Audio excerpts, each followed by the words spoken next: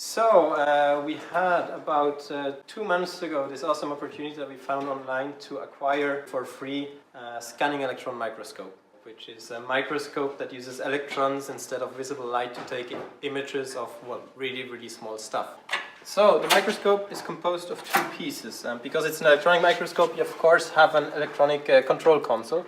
And I mean, if you just look inside, me as an electronics engineer, my heart really starts racing when I look at this.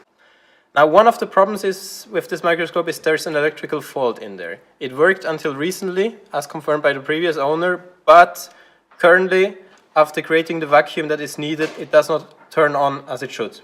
Luckily, we have the schematics for this scope, but of course this is only half of it. The other half, of course, is to actually go and find the error and actually debug this entire chain. And this is the point where it would be really amazing to have good testing equipment to actually be able to go and measure the signals with an oscilloscope, to actually inject signals with a signal generator, and to basically test each PCB on its own for its functionality to actually be able to cross out any parts that work. The instrument doesn't turn on, and that's because there's a vacuum interlock system in here, which basically ensures that the vacuum is fine, so at a reasonable level before the rest of the instrument can be turned on. So for me, this is a really amazing piece of hardware, and I really would like to see it come to life again.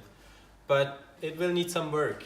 With the Keysight bench bundle, we would be fully equipped to get the scanning electron microscope working again. My name is Johannes. I'm a part of the Octanis Association, and I'm a soon-to-be graduate student from EPFL in Lausanne.